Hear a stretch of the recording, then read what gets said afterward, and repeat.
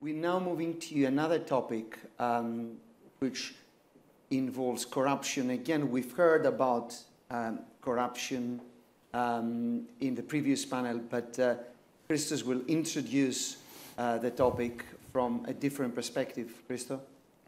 Yeah, thank you. Thank you very much, Stavro. I would like to thank the organizers for this invitation and the excellent organization of this forum. I promise to Stavros to be very quick on this specific matter, and I try to keep my promise. So, I heard this morning from Professor Benedetelli that the adjudicator is bound. He said that the adjudicator is bound from the parties' claims and the content of their claims. This was my impression too. However, I would like to share with all of you a nice story. I call it a fairy tale with some dragons, a legal dragon, and some religious twists in this fairy tale. Everybody in this room will agree with me that corruption is disapproved ethically, legally, but sometimes only verbally. I would like to focus on a very specific topic, which is the parties' agreement on the corrupted nature of the agreement. This can be happened. Let's suppose that one of the parties in the arbitration pleads in favor of the nullity because of corruption. And suddenly, because it is not expected to react like that, the adverse party agrees that the contract has been concluded under corrupted circumstances by its predecessor.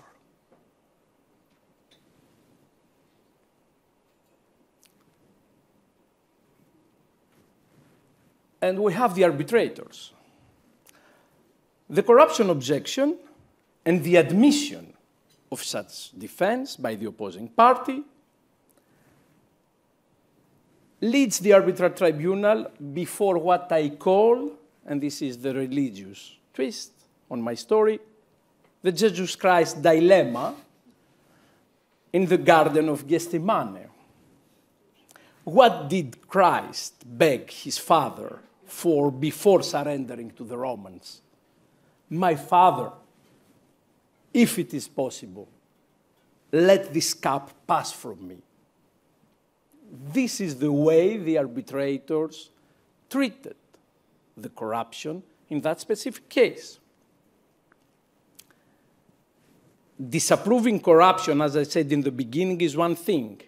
Taking a decision on corruption matters in international arbitration is another thing. Now I share with you the outcome and the arbitral award after the admission of the corruption. The arbitral tribunal considers that the issues of whether the contract has been obtained and induced by means of bribery, and whether there is a causal link between any alleged bribery and the conclusion, respectively the content of the contract, do not need to be decided for the following two reasons.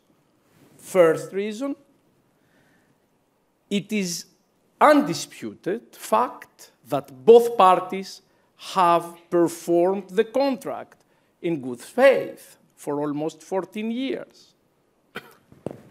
Second reason, even if one were to assume that the initial contract was null and void because of corruption, the de facto contractual relationship between the parties for almost 14 years has become a de jure contractual relationship. Here is the dragon, the legal dragon. Is there anybody in this room convinced that we can have non-performed corrupted contracts? That's all for me.